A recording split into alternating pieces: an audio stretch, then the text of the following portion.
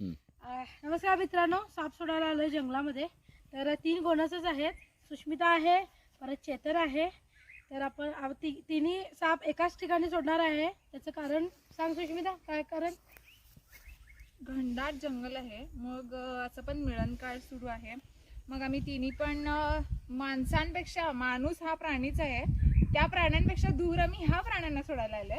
तर आम्ही आता सोडतो आणि गोणसच आहे, मिलनकाळ सुरू आहे. कधी तुम्ही आमचे व्हिडिओ असे बघितला नसणार की एकत्र साप सोडालेत, आणि तुम्ही कारण कलर किंवा आम्ही असं तसे सोडत सुद्धा नाही.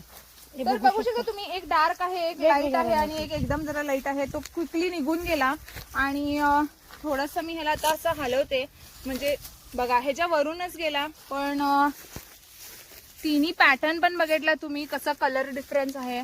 एका जातीतली 3 वेगवेगळ्या रंगाचे गोणस आहेत आणि माणसांपासून लांब जिथं मनुष्य वस्ती नाही आहे तशा ठिकाणी आम्ही घनदाट जंगलामध्ये सोडलंय. फार मोठं असं विस्तारलेलं हे जंगल आहे, त्यामुळे एकाच ठिकाणी 3 साप सोडलेले आहेत.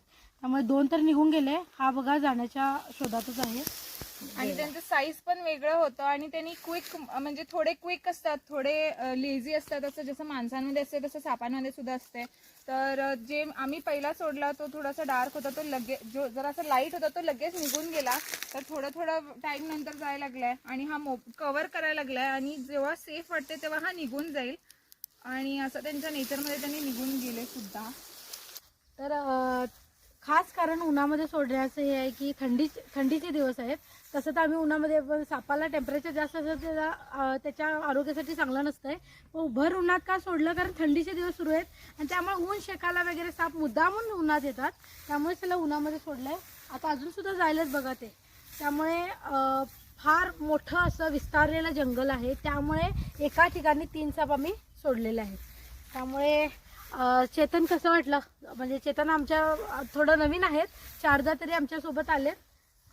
ह्याच्या आधी मला खूप भीती होती सापांच्या बद्दल, पण आता तुमच्याकडून जास्त शिक्षण घेतलेलं आहे मी सापांच्या बद्दल, तर आता जास्त भीती वाटत नाही आणि आता मला सापांच्या बद्दल जास्त जानकारी भेटून गेलेली आहे. आणि हे भारतामधले विषारी 4 सापांमधला हा एक जास्त डेंजर असं घातक साप असं म्हणू शकतोय. आणि आता त्या रिलीज केलेला आहे मी आणि घोणस. तेवढा घातक असला तरी मनुष्य वस्तीतून आम्ही त्याला पकडलेत आणि कुणाला असं हार्म वगैरे केलेलं नाहीये सापानं. जितका घातक आहे तेवढा शांत सुद्धा म्हणावं लागेल. धन्यवाद.